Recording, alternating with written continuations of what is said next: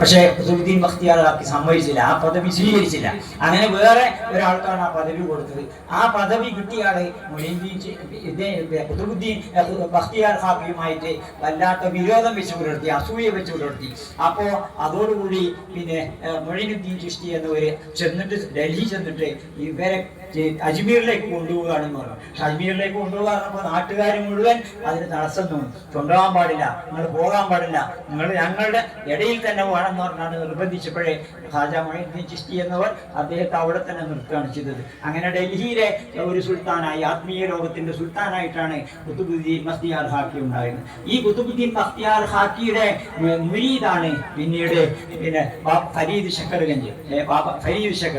ഈ ഫരീദ് ശക്കർഗഞ്ച് എന്നവർക്ക് രണ്ട് മുരീദുമാരുണ്ടായിരുന്നു. ഒന്ന് നിസാമുദ്ദീൻ ഔലിയ, നിങ്ങൾ കേട്ടിട്ടുണ്ടായിരിക്കും. ഡൽഹിയുടെ പേര് തന്നെ, ഇതിന്റെ പേര് തന്നെ, ട്രെയിനിന്റെ പേര് തന്നെ നിസാമുദ്ദീൻ എക്സ്പ്രസ് എന്നല്ലേ. നിസാമുദ്ദീൻ എക്സ്പ്രസ് എന്ന ട്രെയിനിന്റെ തന്നെ പേര്, ഡൽഹി പോകുന്ന ട്രെയിനിന്റെ പേര്. ആ പ്രദേശത്തിന്റെ പേരും നിസാമുദ്ദീൻ എന്ന. അങ്ങനെ നിസാമുദ്ദീൻ ഔലിയ, ആ നിസാമുദ്ദീൻ ഔലിയ അല്ലാത്ത അദ്ദേഹത്തിന്റെ ഗുരുവായിട്ടുള്ള ബാബ ഫരീദുദ്ദീൻ ശക്കർഗഞ്ച് എന്നവര് അദ്ദേഹത്തോട് പറഞ്ഞു, അദ്ദേഹത്തോട് ഒരിക്കൽ പറഞ്ഞു, നീ മരിച്ചാലും അഗർ മിമേരി നാമത്തിന് മീമീരെ, നീ മരിച്ചാലും നിന്റെ നാമം മരിക്കില്ല. നിസാമുദ്ദീൻ ഔലിയാവോട് അദ്ദേഹത്തിന്റെ ഗുരുവായിട്ടുള്ള ബാബ ഫരീദ് ശക്കർഗഞ്ച് ഔലിയാക്കന്മാരുടെ വാക്കിന്റെ വിലയാണ് നമ്മൾ മനസ്സിലാക്കേണ്ടത്. നീ മരിച്ചാലും നിന്റെ നാമം മരിക്കില്ല. നിങ്ങൾ കോഴിക്കോട് അങ്ങാടി പോയി കണ്ട് കോഴിക്കോട് റെയിൽവേ സ്റ്റേഷനിൽ ചെന്നാണ് നിന്നാല് മംഗലാപുരത്ത് നിന്ന് നിസാമുദ്ദീനിലേക്ക് പോകുന്ന നിസാമുദ്ദീൻ എക്സ്പ്രസ് ഏതാനും നിമിഷങ്ങൾക്കകം വന്നു ചേരുന്നു പറയാത്ത ഒരു ദിവസം ഉണ്ടോ? എല്ലാ ദിവസവും പറയും. കാരണം എന്താ? നീ മരിച്ചാലും നിന്റെ നാമം മരിക്കില്ല. നിസാമുദ്ദീൻ ഔലിയയുടെ ഗുരുനാഥനായിട്ടുള്ള ഫരീദുദ്ദീൻ ശക്കർഗഞ്ച് അദ്ദേഹത്തിന് കൊടുത്തിട്ടുള്ള ഒരു വരമായിരുന്നത്. അതേപോലെ തന്നെ അലാവുദ്ദീൻ ഖലീലി സാബിരി അദ്ദേഹവും ബാബ ഫരീദ് ശക്കർഗഞ്ചിന്റെ ഖലീഫയാണ്. രണ്ട് ഖലീഫുമാരുണ്ടായിരുന്നു. ആ ഖലീഫയാണ് യഥാർത്ഥത്തിൽ അലാവുദ്ദീൻ സാബിരി എന്ന മഹാൻ.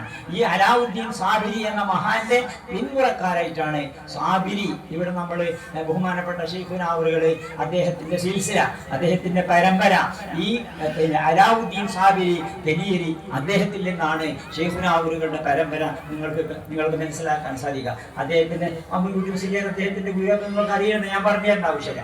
അങ്ങനെ അദ്ദേഹത്തിന്റെ വഴി ഖാജ ഖലീഫയായിട്ടുള്ള ബാബ ഫരീദ് ശക്കർഗഞ്ചിന്റെ ഖലീഫയായിട്ടുള്ള അദ്ദേഹം നിശ്ചയിച്ച ഖുതുബുദ്ദീൻ ബഖ്തിയാർ ഖാക്കി എന്നവരുടെ ഖലീഫയായിട്ടുള്ള അദ്ദേഹത്തിന്റെ ഖലീഫയായിക്കൊണ്ടാണ് രണ്ട് ഖലീഫുമാർ അദ്ദേഹത്തിന് ഉണ്ടായിരുന്നു. അതിലൊരു വഴി നിസാമിയാണ്, മറ്റൊരു വഴി സ്വാബിയാണ്. നിസാമി വഴിയിൽ കൂടെയാണ് നമ്മുടെ കേരളത്തിൽ തന്നെ പലരും നിസാമി വഴി കൂടെ ഉള്ളവരുണ്ട്. നിസാമി ആ പേരിലേക്കോ അല്ലാതെ അങ്ങനെ പ്രശ്നമായിട്ടുണ്ടാവില്ല. പക്ഷെ നിസാമി വഴി കൂടെ ഉള്ളവരാണ് ഒരുപാട്. നമ്മുടെ പിന്നെ കേരളത്തിൽ തന്നെ ഒരുപാട്